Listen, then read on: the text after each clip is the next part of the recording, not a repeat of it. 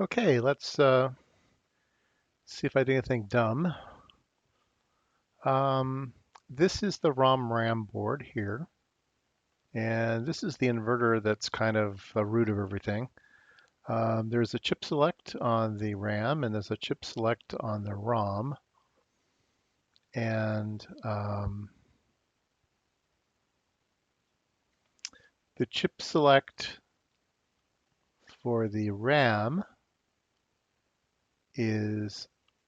comes out of the inverter, which means it's a low signal, which means this line has to be high. And that line is address 7. So if address 7 is high, then this is enabled. And down here on the ROM, this is the chip select. And again, it's address 7. So if it's high, then the ROM is disabled. So everything looks fine on the schematic. So maybe there's a PC board layout error. And this is the board. Here is the ROM-RAM board. It gets cut out like this. Let's turn off the ground pour. So here is the inverter, and we're using pin 1 and 2. All of the other lines are not used. And if you put in the copper pour, you can see this one's grounded, this one's grounded, this one's grounded, ground, ground, ground. So all the unused pins are ground. So all we're using is pins 1 and 2 here. 1 is the input and 2 is the output. So pin 2 comes over here and goes to the RAM chip. And the ROM chip is up above. So pin 1 goes up here to the ROM chip. So the non-inverting goes to the ROM and the inverting goes to the RAM. So that looks all good. Unfortunately, oops, there's one rat's nest wire right here that didn't get routed. And it goes from here to here, which is the input of the inverter goes to A7. So that is missing. Luckily, there's a little via here and there's a through hole here, so it'd be easy to put a little bodge wire in here. So I will add a wire between here and here, and it should work again. This is floating right now, and I noticed when I went to actually troubleshoot this thing with a voltmeter, when I probed this node here to watch A7 go up and down, I noticed I was actually affecting the circuit. So I knew that it was floating, and my voltmeter was actually causing the inverter to be high or low. So anyway, at least it seems reasonable that this is an error, and all I have to do is fix it, and the rest of it will be okay. I told you I did this quickly, so I'm not surprised. It'd be very, very easy to fix next time. It's a very easy route. I would bring a red trace up here, which is top copper, bring a red to about here, and then put a via and run a blue trace up to here, and it'll be fixed. So be easy to fix next time. I will make a note of it. So the next thing to do is I'll go into the garage and put a little bodge wire on it, and it should be up and running.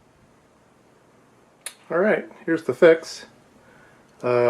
Just one little tiny bodge wire from a via to a pin. So very nice. Let's put it in and see if it works like it's supposed to.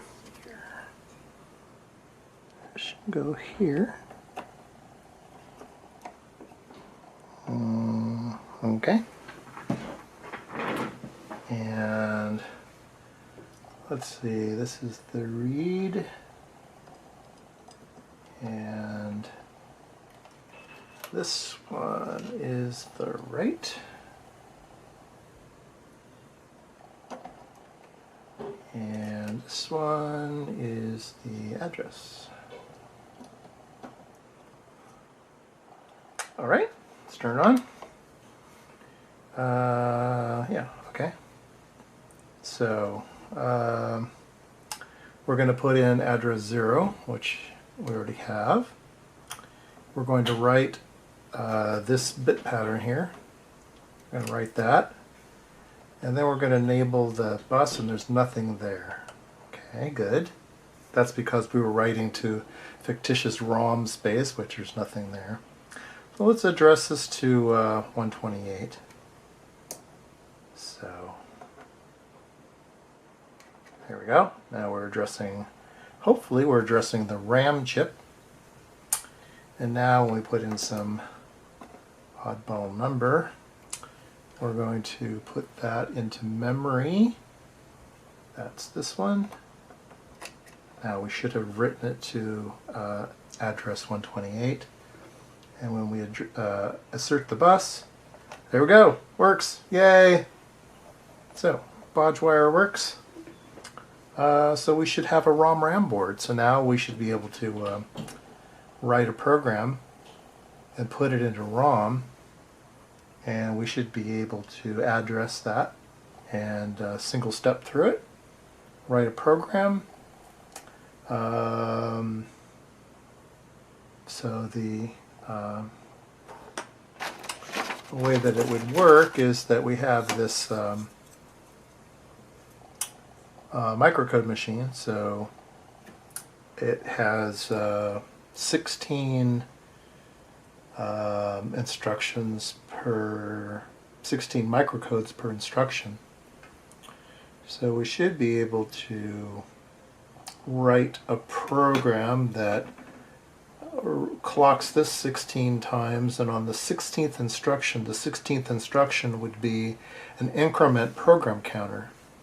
The increment program counter then would be, here's our program counter, we'd increment the program counter, and then we would load the program counter into the address space and continue.